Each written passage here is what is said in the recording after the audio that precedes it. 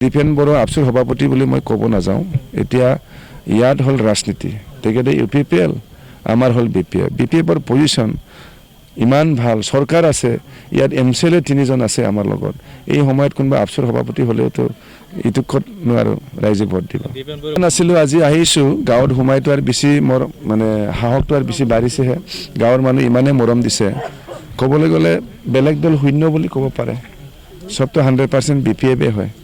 তো তাৰ কাৰণে এইবাৰ ৰিজাল্ট খুব ভাল হ'ব আৰু ৰাইজে এইবাৰ মোক ইমান সমৰ্থন দিছে, মই নিজে খুব ভাল পাইছোঁ। এইবাৰ আমি সঁচাকৈ চবেই কোৱা নিচিনা আমি ৰেকৰ্ড ভোট ল'ব পাৰিম, ভাল হ'ব আৰু আমাৰ মাজবাটবাসীৰ ভৱিষ্যতে ভাল হ'ব, এইখিনি মোৰ বিশ্বাস আছে। ৰংগমঞ্চ অতি প্ৰয়োজন ইয়াতে। মই নিজে ৰাইজে নকৰাৰ আগতে মই সুধি লৈছোঁ এতিয়া ৰংগমঞ্চ দিলে ভাল বুলি। তাৰ কাৰণে প্ৰথম MLA ফাণ্ড মোৰ 26-27 যি আহিব তাতে মই ইয়াত ৰংগমঞ্চ দিম। হয় হয়, ডাঙৰ দলং হ'ব। আজি মই একদম গেৰেণ্টি দি আহিছোঁ, মই যি দলং বনাম প্ৰথম তাতেই বনাম। আৰু জয় ভাৰত যে মানে তেখেতসকলতো ঘূৰি আছে শুনিছোঁ, আহক, চব দলৰে অধিকাৰ আছে, আহক। কিন্তু তেখেতসকল আহি পেলাই কি কৰিছে মই এইটো ক'বলগীয়া নাই। আমি কিন্তু খুব ভাল, আমিতো বিপুল ভোটত জিকিম, 1 লাখৰ ওপৰত ভোট ল'ম। তেওঁলোকৰ আৰু থাকিল কি কয় ধনুকাৰ থাকিল, ট্ৰেক্টৰ থাকিল আৰু কি থাকিল কংগ্ৰেছ থাকিল, বাকী 45,000 তেওঁলোকৰ মাজত ভাগ বতৰা হ'ব, কিন্তু আমাৰতো কোনো লৈ যাব নোৱাৰে। কংগ্ৰেছটো মই কি বুলি ক'ম, এটা ডাঙৰ দল চাগে তাৰ কাৰণে খেলে আৰু চব জেগাতো নিজিকে চাগে, মাজবাটত হাৰিব বুলিও দিছে, এনেকুৱাও থাকে। এটা নেশ্যনেল দলটো চব জেগাত খেলিব, হাৰা জিকাটো বেলেগ বস্তু। ৰবীন্দ্ৰ বসুমতাৰীটো এই মানে হক নহওক কোৱা মানুহেই, বাকী তাৰ কথাৰ ইমান হেৰি নাই, মই তাৰ কথা ইমান নুশুনো। মই মানুহক গালি দিয়া অৱস্থাত নিজক বা কোনে গালি দিব।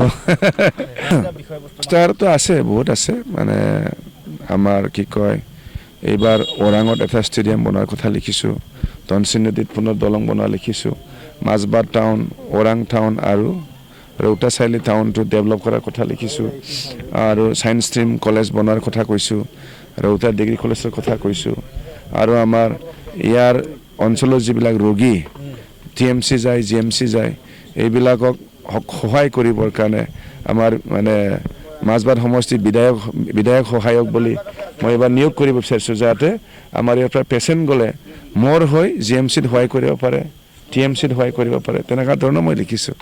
তো এইবিলাক আছে। স্বাস্থ্যৰ ক্ষেত্ৰত মই এইবাৰ লিখিছোঁ, মাজবাটত অপাৰেশ্যন কৰিব পৰা ফুল ফেচিলিটি কৰাৰ কথা মই লিখিছোঁ, আৰু ৰৌতা মডেলটো উন্নতিকৰণ কৰি পেলাই ইনফ্ৰাষ্ট্ৰাকচাৰৰ পৰা আৰম্ভ কৰি অল ফেচিলিটি ৰাখিবৰ কাৰণে এইবাৰ মই 5টা বছৰত মই কাম কৰিব হাতত ল'ম। মানে কি কয়, এইটো আমাৰ 6th শিডিউল হিচাপে ইয়াত BTC চৰকাৰৰ স্বতন্ত্ৰ আছে, তাৰ কাৰণে মুখ্যমন্ত্ৰী ডাঙৰীয়া ইয়াত কোনো হস্তক্ষেপ নকৰে। ইয়াত 40টা ডিপাৰ্টমেণ্টৰ ফুল পাৱাৰ আমাৰ BTCৰ হাততে আছে, তাৰ কাৰণে হাগ্ৰামা মৈলী ডাঙৰীয়া যি 40টা বিভাগত যি কাম নকৰক কিয় ইয়াত কোনো অসম চৰকাৰৰ কোনো হস্তক্ষেপ নাথাকে।